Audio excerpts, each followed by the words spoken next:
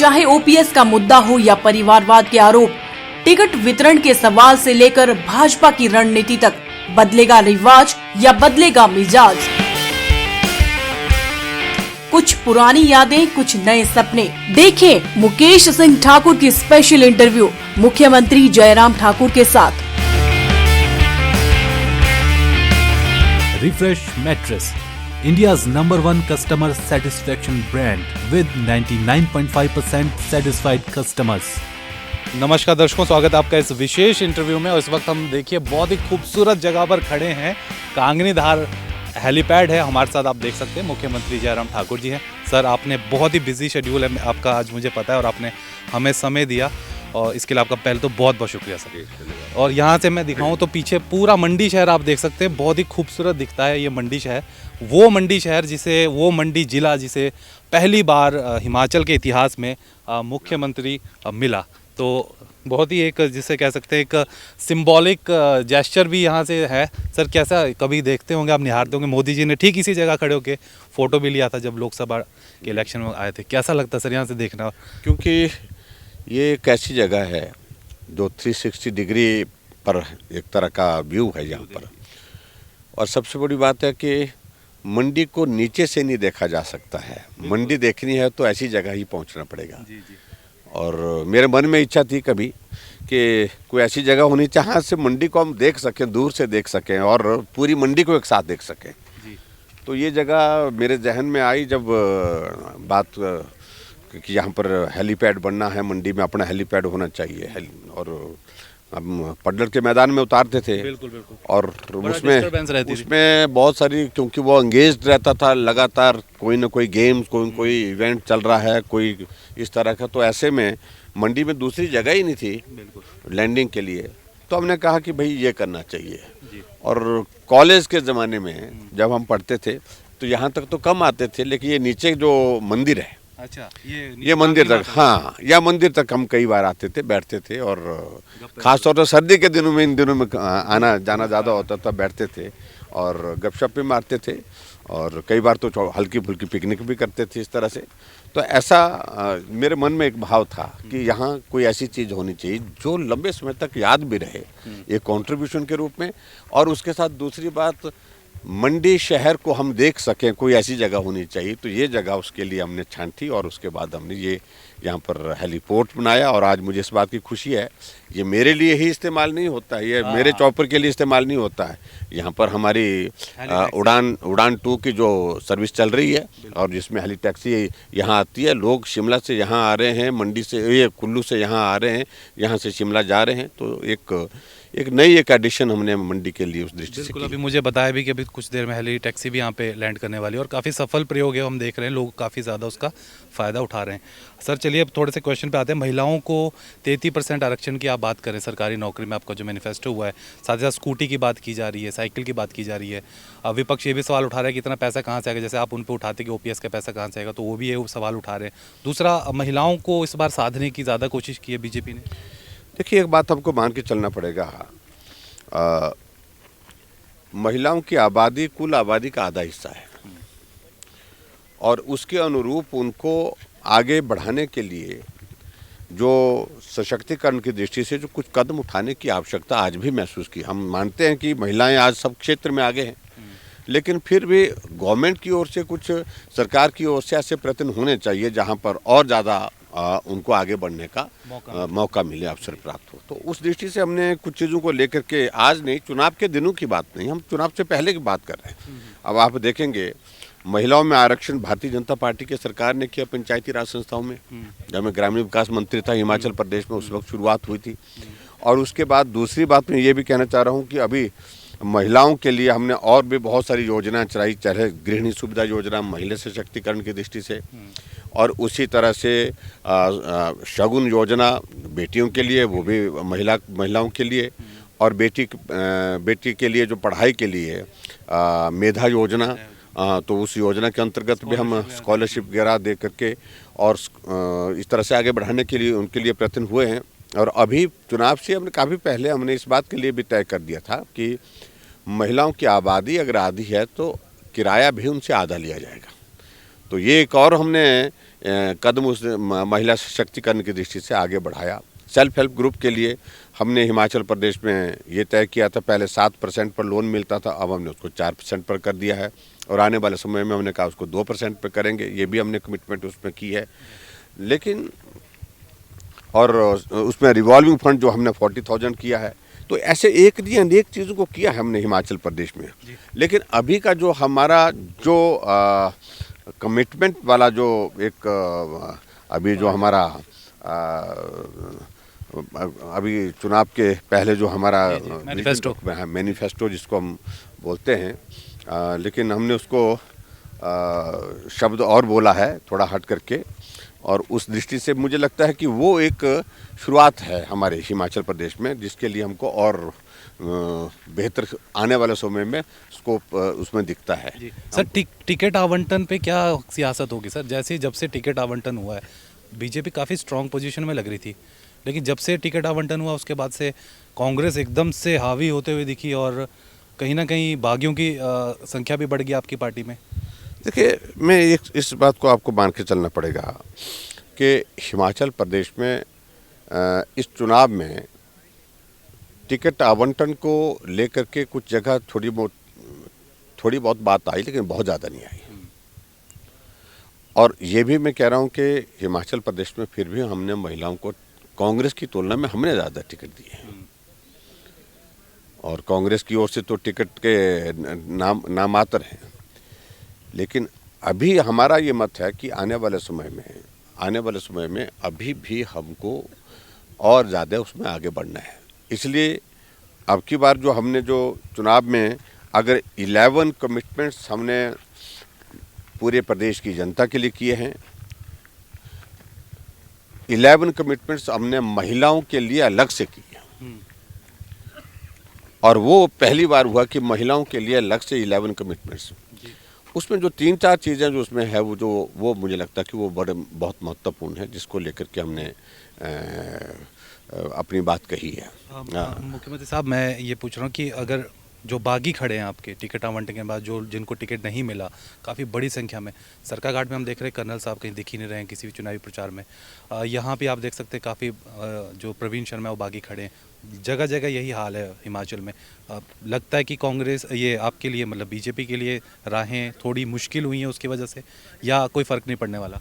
देखिए, मैं एक बात मानता हूँ कि एक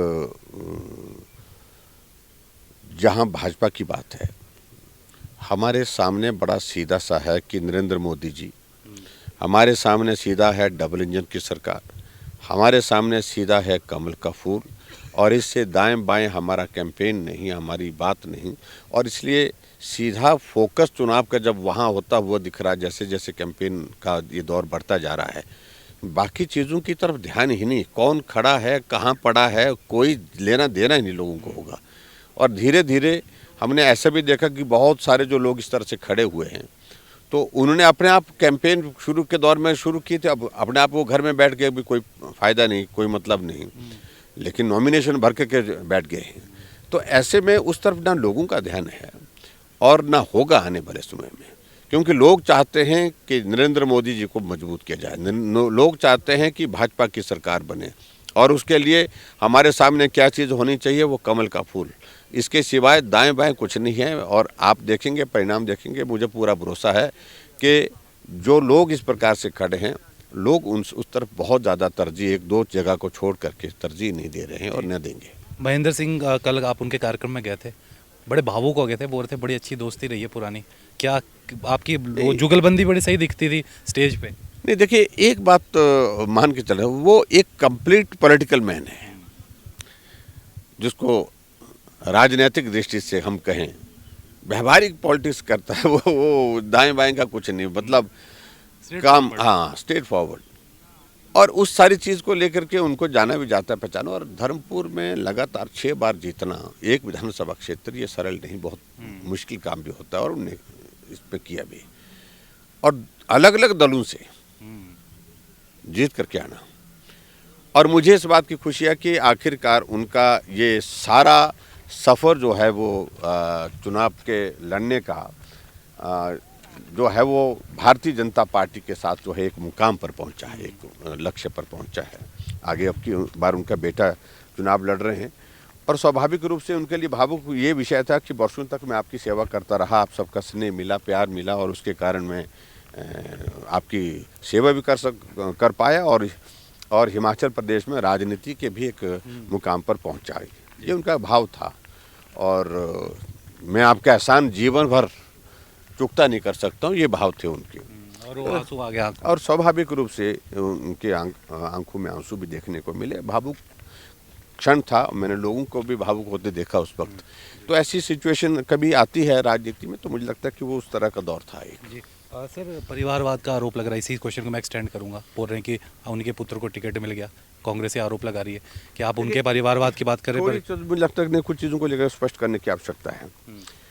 हमारे यहाँ पर परिवारवाद पर तो मोदी जी बड़े स्पष्ट हैं उसके लिए, और पार्टी के नेतृत्व तो पार्टी ने पॉलिसी ही अडॉप्ट कर ली है कि परिवारवाद को बढ़ावा नहीं देंगे, एक बात। दूसरी बात, जहाँ तक परिवार में एक व्यक्ति एक समय कोई चुनाव लड़ता है या राजनीति में आता है तो वो कोई बड़ा विषय नहीं, लेकिन एक साथ सारा परिवार ही राजनीति में आ जाए, पूरा खानदान, बाप भी चुनाव लड़ रहा है, पत्नी भी चुनाव लड़ रही है, बेटा भी चुनाव लड़ रही है, बहू भी टिकट मांग रही है, तो ऐसी स्थिति जो है वो अच्छी नहीं। इसके बिल्कुल खिलाफ कॉन्सेप्ट ये यहाँ क्लैरिटी होनी चाहिए। तो इसलिए एक वक्त में एक आदमी परिवार का कोई राजनीति में आना चाहता है, रहना चाहता है, तो हाँ, जिसमें क्षमता है, योग्यता है और उस सारी चीज़ को लेकर के, तो उस सारी चीज़ को कंसिडर किया गया और इसलिए उनको टिकट दिया गया। सर सेकंड लास्ट क्वेश्चन मेरा, पेपर लीक, JOA के जो फंसे हुए हैं रिजल्ट और OPS, ये 3 बड़े मुद्दे हैं जिन पे घेरा जा रहा है आपको इस वक्त। देखिए, ये सही मायने में OPS का हमारे साथ मुझे लगता है कि इस तरह से जोड़ना उचित नहीं है। जो OPS को हमारे साथ इस प्रकार से जोड़ने की, मैं उनसे एक सीधा प्रश्न करता हूँ कि बंद कांग्रेस ने की थी, आखिर क्यों की थी? ये प्रश्न उनसे ही पूछना चाहिए लोगों को। और पूरे देश में सबसे पहले इन्होंने ही बंद की थी। वीरभद्र सिंह जी मुख्यमंत्री थे, फिर भी उसके बावजूद इनको ऐसा लगता था कि अगर हमारे से गलती हुई है, और कर्मचारी भाइयों से भी जो खासतौर से OPS के मामले को लेकर के बड़ी आजकल राजनीति और वो राजनीतिक दल से भी जुड़े हुए हैं। यही मैं देखता हूँ, एक नेता यहाँ से है, वो विशुद्ध कांग्रेस की पार्टी से कौल सिंह के साथ चलता है, उनका परिवार। वो OPS की लड़ाई थोड़ी लड़ रहा है, तो राजनीति की लड़ाई लड़ रहा है, एक तरह का राजनीतिक दृष्टि से होगा। और आने वाले समय में मैं टिप्पणी करना नहीं चाह रहा हूँ, लेकिन मैं सिर्फ एक बात कहना चाह रहा हूँ, अगर कांग्रेस वालों को लगता था कि ये गलत निर्णय हुआ है, इसमें कर्मचारियों का भविष्य जो है वो संकट में डाल दिया है, तो 2000 में वही वीरभद्र सिंह जी फिर बने थे मुख्यमंत्री, तो उस वक्त खोल देते, उस वक्त OPS शुरू कर देते, NPS समाप्त कर देते। क्यों नहीं किया? 20 वर्षों के बाद ये बात कह रहे हैं।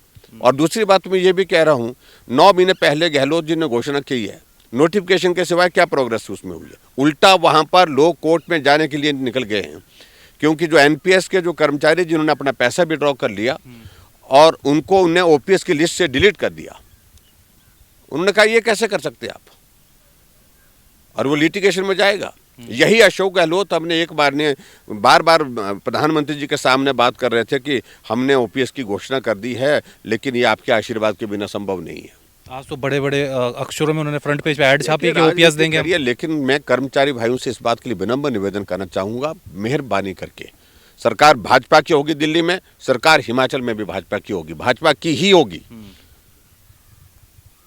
और ऐसी चीज़ों में ना उलझें जहां राजनीतिक दृष्टि से इस आपके OPS के इशू बना करके ये करने की कोशिश कर रहे हैं। उससे आपका कहने का मतलब है कांग्रेस सिर्फ उनकी भावनाओं को हम उनकी भावनाओं को एक्सप्लॉइट कर रहे हैं। हम कर्मचारियों की भावनाओं का सम्मान करते हैं। हम कह रहे हैं, हमने कह रहे हैं, हमने कमेटी कॉन्स्टिट्यूट करके रखी है, हमने कहा टेक्निकल चीज़ें, इसमें जो सारी चीज़ें, ऐसा नहीं अब्रप्टली हम कह दे घोषणा कर दी। घोषणा तो 9 महीने पहले की क्या हुआ उसका, जब टेक्निकल चीज़ों में जाकर के आगे देखा कि ये इज़ नॉट डूएबल।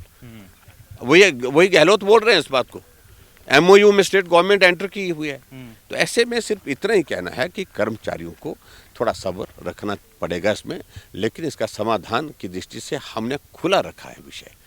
हमने कमेटी कॉन्स्टिट्यूट की है, हमने तय किया है कि भाई उस कमेटी की रिकमेंडेशन आने के बाद हम आगे प्लान करेंगे क्या कर सकते हैं। और बाकी सर पेपर लीक और JOA पे पेपर लीक के मामले में सीधा ये कहना चाहता हूँ, पेपर लीक हुआ, रात को 11 बजे मालूम पड़ा, रात को ही FIR करने के लिए बोला, सुबह 9:30 बजे प्रेस कॉन्फ्रेंस करके सबसे पहले ये काम किया, जो पेपर हुआ था उसको रद्द किया, नए सिरे से पेपर के हमने कहा नए सिरे व्यवस्था होगी, और SIT कॉन्स्टिट्यूट की गई।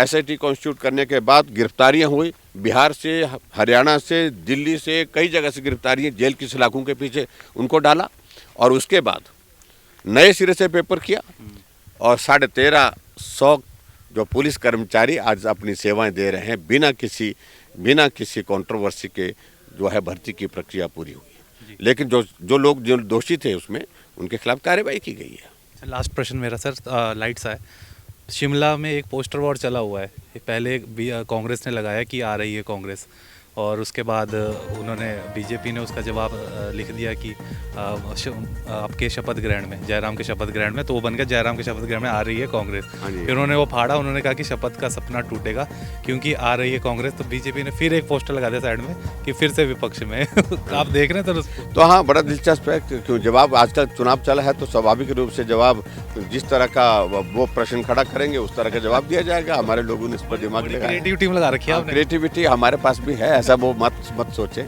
और यही कारण है कि भाजपा आज पूरे देश की नहीं, दुनिया की सबसे बड़ी पार्टी है। जी सर, आपने सर हमें मौका दिया। अभी मॉर्निंग में मेरी बात होती थी सीएम साहब से, बोलते इतना पैक शेड्यूल है, वैसे मैं इनके घर में जाके इंटरव्यू करना चाहता था, भविष्य में ज़रूर करेंगे सर, मैं देखना चाहूँगा। इन्होंने कहा मुकेश जी आप ऐसा करो हेलीपैड पे आ जाओ, क्योंकि उस वक्त, और यहाँ पे इन्होंने स्पेशली समय निकाला, और अभी इनको जाना है, कुल्लू जाएंगे सर अभी, है ना। तो आपको सर आपकी कैंपेनिंग के लिए बहुत बहुत शुक्रिया, और आपने जो हमें समय